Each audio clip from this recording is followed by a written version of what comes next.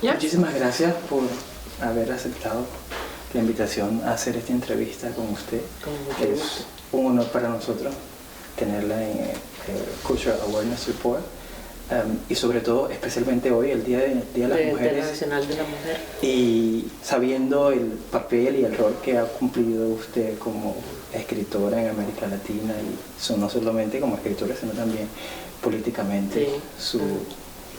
su abnegación por el movimiento social en Centroamérica sobre todo. Me gustaría empezar sobre todo la conversación con usted para que nos cuente un poco su vida en Europa. Sabemos que usted vivió algún tiempo en España de niña. ¿Cómo fue esa vida en aquellos tiempos en España y cómo influyó eso a lo que es usted hoy? Bueno, yo vine a la escuela en España cuando tenía 14 años y estuve en un colegio que se llamaba el Real Colegio de Santa Isabel, que quedaba en la calle donde ahora está el Reina Sofía, el Museo Reina Sofía. Y yo era muy niña y realmente me sentí muy sola.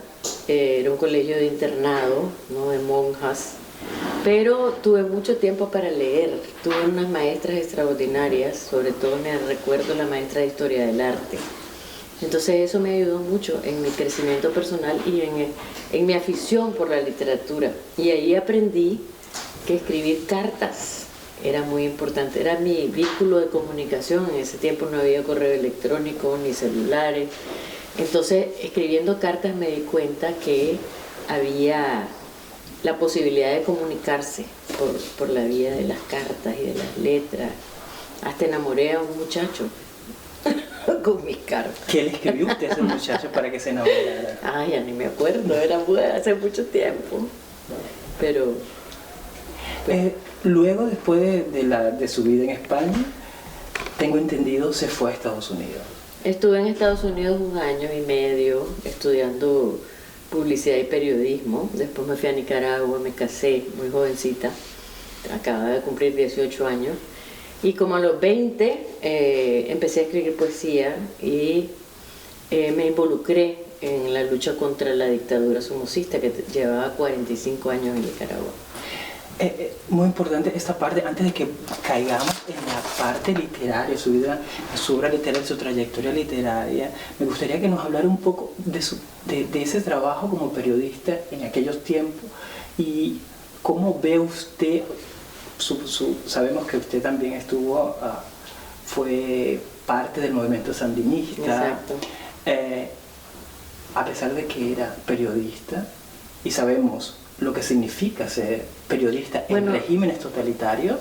Sí, realmente yo no era periodista propiamente. Estaba trabajando, más bien yo tomé el rumbo de la publicidad. Entonces yo fui la primera mujer que fue ejecutiva de publicidad en Nicaragua. Y claro, a medida que me fui concientizando políticamente, la publicidad me pareció abominable.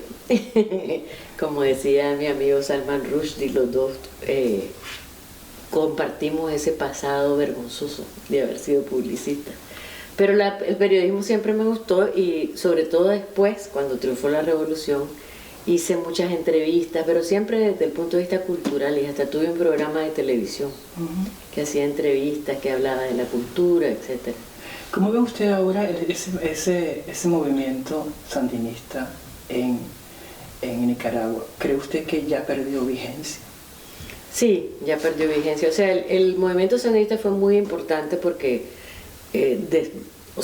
derrocamos a la dictadura, éramos muy jóvenes, cometimos muchos errores, pero también se hicieron cosas muy hermosas en Nicaragua, como la campaña de alfabetización, por ejemplo, y como el empoderamiento de muchísima gente que se sentía muy abajo de la sociedad. Y se lograron cosas magníficas con la revolución, pero cuando perdimos las elecciones, que fue la primera vez que se traspasó el poder democráticamente en Nicaragua, en toda su historia, eso también fue un logro de la revolución. Después el Frente Sandinista pasó por una serie de cambios y Daniel Ortega se hizo con todo el poder y eliminó y nos expulsó a todos los que teníamos posiciones críticas, posiciones diferentes a las suyas. Entonces ahora el sandinismo ya no es el mismo. Él quiere decir que es otra nueva revolución, pero realmente no es.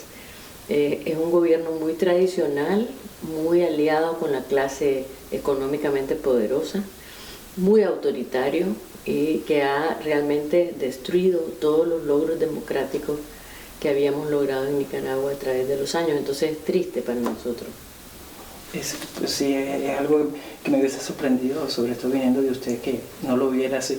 Pero bueno, vamos ahora a hablar de su obra literaria.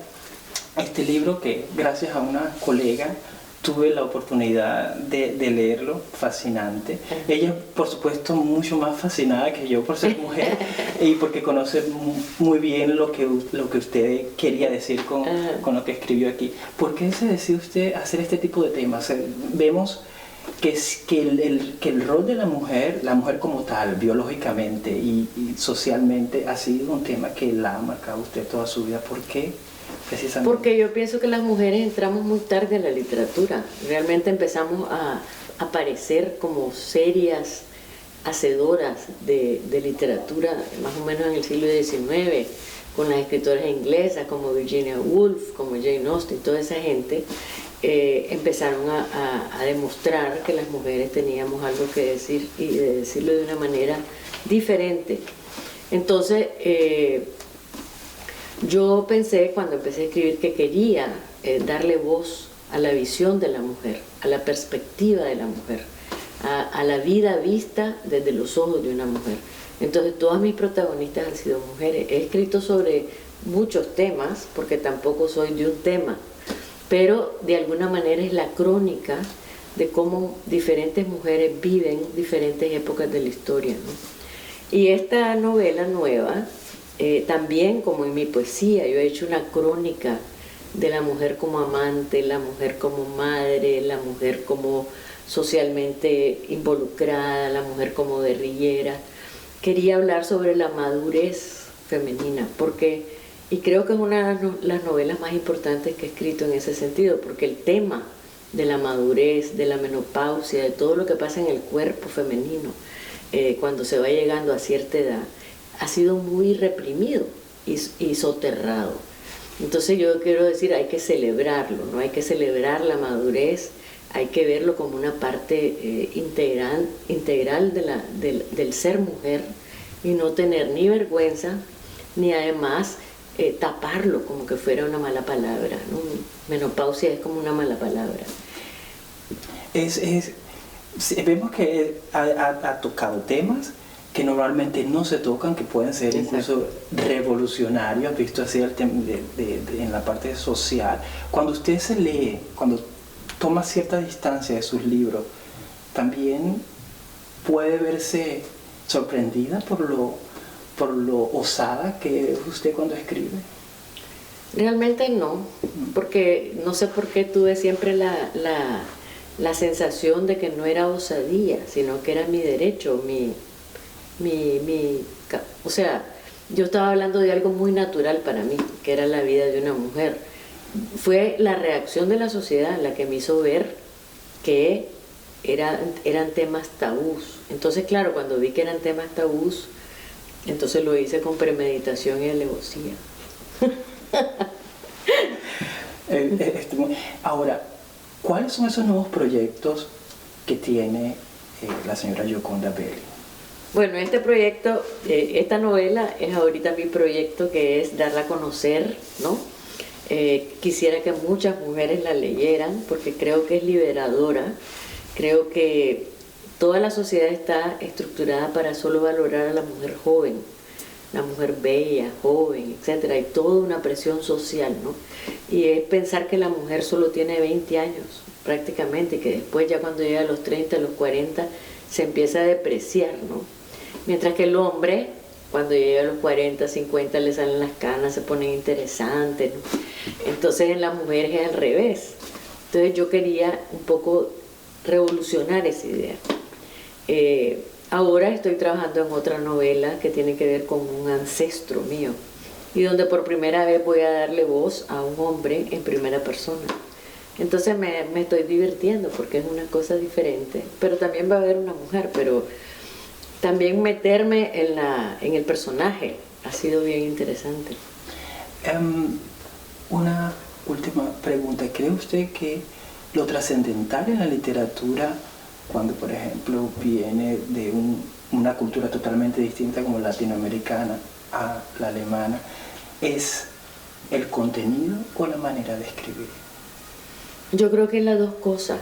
Yo creo que, por ejemplo, en el caso de La mujer habitada, que fue todo un ensayo fue mi primera novela, sobre cómo mezclar la historia, la mitología de la América nativa, de la América indígena, con la modernidad, ¿no? Y la modernidad de cierta época, que era la época de las dictaduras, la época más difícil de América Latina. Eso me dio como una noción, porque se aceptó tanto en Alemania, se vendió muchísimo, y en Italia, se tradujo hasta al chino, está traducida esa novela, al griego, al chino, al finlandés, al danés, como a 15 idiomas, y se sigue traduciendo. Me parece que hay un lenguaje que trasciende, ¿no?, las culturas, porque los seres humanos podemos vivir en lugares diferentes, tener experiencias diferentes, pero las emociones, los sentimientos, todos tenemos una cierta comunidad de aspiraciones, de emociones, tenemos una comunidad con la poesía. Nosotros podemos entender la poesía de los grandes escritores, sea en el idioma en que lo hayan escrito. Shakespeare es transnacional, ¿no? Entonces yo pienso que lo que uno debe tener, estar bien acoplado con los sentimientos de los seres humanos y poderlos reproducir o poder hacer que el lector se identifique, ¿no? Y eso yo creo que tiene que ver con la empatía, no sé, es un misterio. Para mí también el acto de escribir es un acto mágico, ¿no? Donde a veces, eso que me estás preguntando, de si cuando leo siento que, ¿cómo pude escribir eso? A veces lo pienso, pero lo pienso más en el sentido de decir, ve, ¿qué me entró? O sea, porque a veces me asombro de lo que escribí, no porque sea escandaloso, sino porque me gusta o porque siento que fue un momento de magia, de gracia, que me hizo escribir eso. El poder llevar, hacer posible el contenido de la manera, la forma como lo planteó.